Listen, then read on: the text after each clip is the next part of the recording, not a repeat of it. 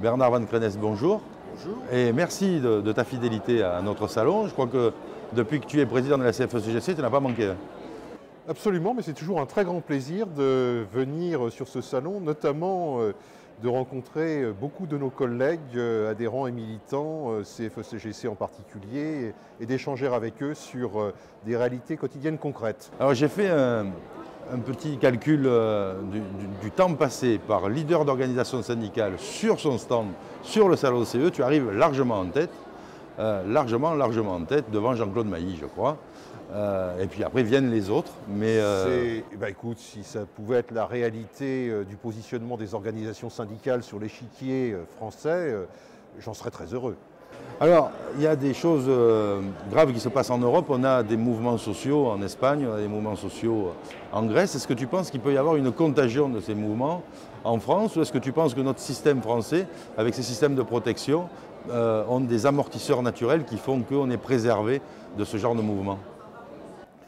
Nous avons des amortisseurs sociaux qui ont joué leur rôle, très utile, depuis 5 ans, depuis le déclenchement de la crise, dont on ne voit d'ailleurs pas la fin. On se pose souvent la question d'ailleurs en ce mois de septembre, la rentrée sera-t-elle chaude? Est-ce qu'il va y avoir des conflits sociaux? Je pense qu'on ne doit pas se la poser tel qu'on le faisait il y a un certain nombre d'années. Il n'est pas question de savoir s'il y aura telle ou telle manifestation organisée par tel ou tel syndicat et combien il y aura de personnes. Je crois qu'aujourd'hui, nous en sommes à un stade où il y a beaucoup d'actions localisées dans les entreprises ou dans les organismes de services publics où il y a des problèmes très concrets qui se posent. Ce que tu évoques sur ce qui se passe en Grèce et en Espagne en particulier, c'est évidemment un phénomène d'indignation, de ras-le-bol et de rejet de mesures qui pèsent entièrement sur les citoyens et qui ne leur laissent pas beaucoup d'espoir d'amélioration de leur situation personnelle. Ça peut venir en France demain si, au-delà de ces amortisseurs sociaux, nous ne sommes pas en capacité de définir un projet clair, cohérent, pour l'administration. C'est quoi un service public? C'est rendu par qui? Qui paye quoi? Le consommateur, le contribuable? Si nous n'arrivons pas à résoudre concrètement des questions simples, c'est quoi la valeur travail? Comment on rémunère le travail? Pour toutes les personnes, y compris les dirigeants, pour arrêter ces scandales de quelques-uns qui se goinfrent anormalement. C'est absolument pas en relation, évidemment, avec leur performance, avec leur valeur, avec ce qu'ils apportent à leur entreprise, et qui sont un très mauvais exemple, tandis que des millions de personnes aimeraient bien avoir un emploi, vivent des minima sociaux, et d'autres ont un emploi, mais de plus en plus précaire, de plus en plus à temps partiel, de moins en moins bien payé, avec une couverture sociale de moins en moins solide. Donc on a besoin de redéfinir un vrai projet de société, un projet économique. C'est pour ça que la CFE-CGC a proposé en cette rentrée sociale de créer un choc de compétitivité. Car nous pensons qu'il est temps de mettre en œuvre ce que nous proposons depuis bientôt 10 ans, la cotisation sociale sur la consommation, pour baisser les charges sur le travail et permettre d'avoir des financements complémentaires pour notre protection sociale. C'est la TVA sociale. Entre autres, mais pas uniquement. Nous sommes ouverts à discuter de ce qui pourrait être transféré sur la CSG ou sur une fiscalité écologique. Nous voulons ce choc de compétitivité pour accompagner de mesures de simplification administrative, redonner confiance aux acteurs de l'économie, aux chefs d'entreprise. Nous voulons un choc de confiance avec des engagements du patronat, qu'ils acceptent de discuter avec nous stratégie dans les entreprises, évolution technologique, rupture technologique, évolution de l'environnement, du marché, pour anticiper sur les restructurations. Que, en tant que représentants du personnel, nous ne soyons pas uniquement des brancardiers sociaux qui agissent pour corriger des situations déjà désespérées, mais que nous ayons notre mot à dire sur un certain nombre d'orientations et de plans de financement. Et puis, nous voulons également que les entrepreneurs discutent du partage de la valeur ajoutée. Dans ces conditions, nous sommes prêts, nous, à examiner toutes les situations, y compris les passes difficiles.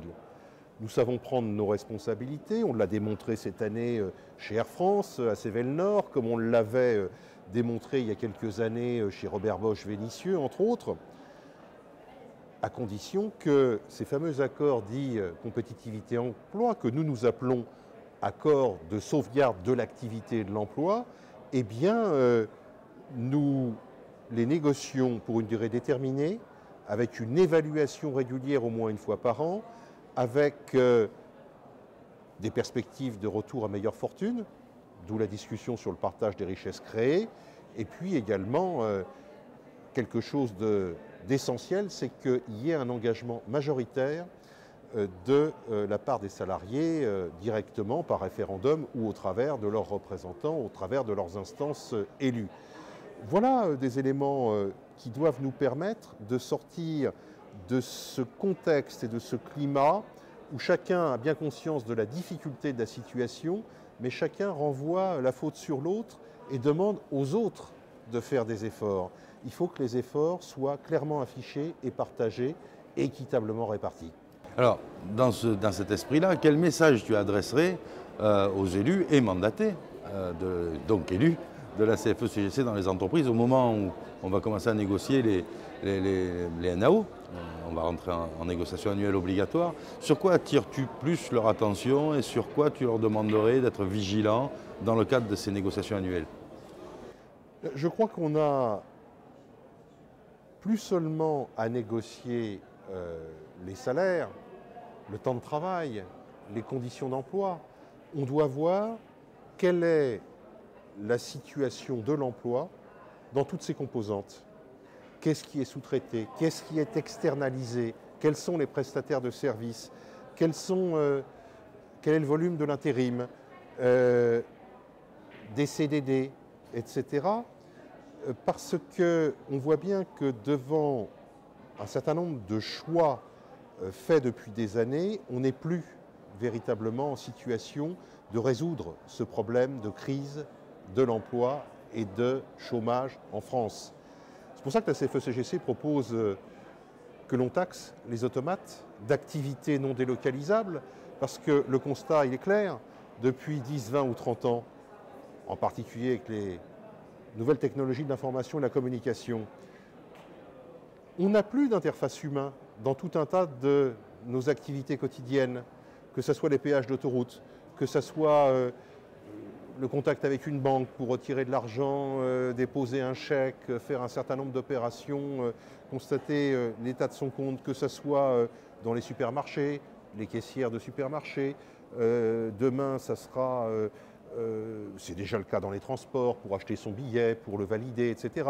Mais ça sera probablement avec tout un tas de téléconseillers dans des organismes sociaux où chez les banquiers ou les assureurs, on n'aura plus une personne en face de soi, mais un écran et un chat avec un téléconseiller qui sera localisé quelque part. On voit bien ces évolutions lourdes que nous vivons depuis longtemps, qui nécessitent que nous ayons un vrai débat de fond sur l'emploi à tout niveau, au niveau national interprofessionnel, dans les branches, dans les territoires, comme dans les entreprises. Et bien évidemment, je recommande à nos collègues non seulement de nous faire remonter les informations et leurs difficultés, parce que nous sommes les relais vis-à-vis de l'administration et du patronat dans ce pays, vis-à-vis du gouvernement, vis-à-vis du Parlement, mais également de nous dire les difficultés qu'ils rencontrent pour négocier tous ces sujets qui sont essentiels pour véritablement trouver des solutions. Alors, en conclusion, est-ce que tu peux dire aux militants de la CFE-CGC et plus largement aux salariés des entreprises, tes 2 prochains rendez-vous de la rentrée sociale, c'est quand et avec qui? Je peux peut-être déjà dire 2 mots sur quelques rendez-vous de ces derniers jours. J'ai rencontré la ministre Fleur Pellerin, Michel Sapin, bien sûr, Louis Gallois dans le cadre de son rapport sur la compétitivité qu'il doit rendre le 15 octobre et pour lequel nous avons beaucoup contribué. Nous étions à la conférence environnementale du week-end dernier qui a donné un cap, fixé certaines orientations. Comme le Grenelle de l'environnement, nous étions tous ensemble. Le tout, c'est de savoir quelle est la légitimité des acteurs. Nous, organisations syndicales, on nous demande bien de prouver notre légitimité. J'aimerais qu'il en aille de même pour les patrons comme pour les associations. Mes prochains rendez-vous, eh bien, ils sont à Bercy avec les ministres, en particulier celui du redressement productif, compte tenu du nombre de dossiers qui sont devant nous. C'est très bien que Arnaud Montebourg nous fasse le bilan de tous les dossiers dans lesquels il est intervenu depuis qu'il est en place et le bilan des emplois qu'il a sauvés. Le souci, c'est que ce sont les emplois des entreprises directement concernées. On oublie tous les emplois induits, tous les prestataires de services, les intérimaires, les sous-traitants. Et le commerce local. Et le commerce local, là aussi, il faut que nous nous en préoccupions. Et puis, bien entendu, rendez-vous avec le patronat, je dirais quasiment tous les jours, compte tenu de l'importance et de la densité des négociations qui s'ouvrent autour de la sécurisation de l'emploi, avec les volets égalité professionnelle, qualité de vie au travail, négociation du contrat de génération, suite de la négociation sur les instances représentatives du personnel. Bref, tout ce qui doit nous permettre de déboucher sur des solutions concrètes pour enfin résoudre la crise que nous vivons depuis trop longtemps. Eh bien, les vacances sont finies, Bernard, tu peux retourner au travail et je te dis à très bientôt et au semestre prochain pour nous dire comment cette rentrée s'est passée. Merci Jacques, avec plaisir, à très bientôt. Merci Bernard.